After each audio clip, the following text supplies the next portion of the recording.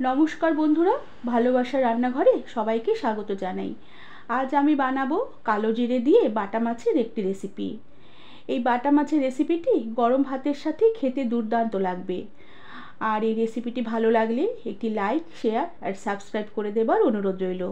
এর জন্য গ্যাসে একটি কড়া বসিয়ে দিলাম, আর কড়া বেশ ধোয়া ওঠা গরম হয়ে এলে কড়াতে আমি পরিমাণ মতন তেল দিয়ে দিলাম।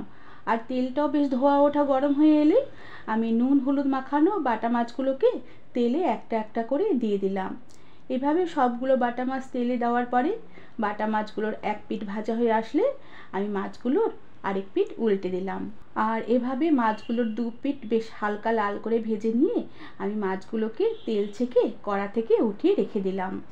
সবগুলো মাছ কড়া থেকে তেল ছেঁকে উঠিয়ে রাখার পরে আমি ওই তেলেই কয়েকটা বিউলির ডালের বড়ি হালকা লাল করে ভেজে তুলে রেখে দিলাম।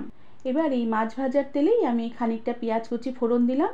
আর পেঁয়াজ কিছুক্ষণ নেড়ে চেড়ে নরম করে নিয়ে আমি কালো জিরে, টমেটো, কাঁচা লঙ্কা, 2 কোয়া রসুন বেটে রেখেছিলাম সেই বাটা মশলাটা দিয়ে দিলাম। আর তার সাথে আমি পরিমাণ মতো নুন দিলাম, আর তার সাথে হলুদ গুঁড়ো দিলাম, আর সামান্য একটু জল দিয়ে আমি মশলাটাকে কিছুক্ষণ নেড়ে চেড়ে এবারে কষিয়ে নেব। এই কালো জিরের মশলাটা আমি বেশিক্ষণ কষাবো না, কেননা কালো জিরে বেশিক্ষণ কষালে তেতো লাগবে আর এর গন্ধটা চলে যাবে। এবার মশলাটার জলটা শুকিয়ে তেলটা ভেসে আসা অবধি মশলাটাকে কিছুক্ষণ নেড়ে চেড়ে নিয়ে আমি ঝোলের জন্য পরিমাণ মতন জল দিয়ে দিলাম। আর গ্যাসের আঁচ একদম কম করে দিয়ে ঢাকা দিয়ে প্রায় 2 থেকে 3 মিনিটের মতন ঝোলটাকে আমি ফুটিয়ে নেব। প্রায় 2 থেকে 3 মিনিটের মতন ঝোলটাকে ফুটিয়ে নেবার পরে ঢাকনা খুলে দিলাম। এবার আমি ঝোলে ভেজে রাখা মাছ আর ডালের বড়িগুলোকে দিয়ে দিলাম, আর সাথে একটা গোটা কাঁচা লঙ্কা দিলাম। এতে ঝোলে কাঁচা লঙ্কার গন্ধটা বেশ ভালো লাগবে। আর তার সাথে গ্যাসের আঁচ কমই রেখে আমি ঢাকা দিয়ে রেখে আরও 2 থেকে 3 মিনিটের মতন ঝোল মাছ রান্না হতে দিলাম।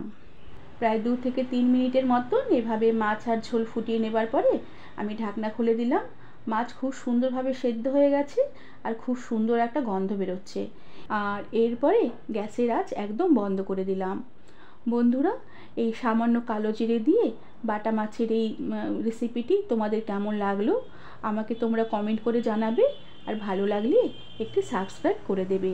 আজ তাহলে আসি, পরে আবার একটি নতুন রেসিপি নিয়ে দেখা হবে। ধন্যবাদ বন্ধুরা।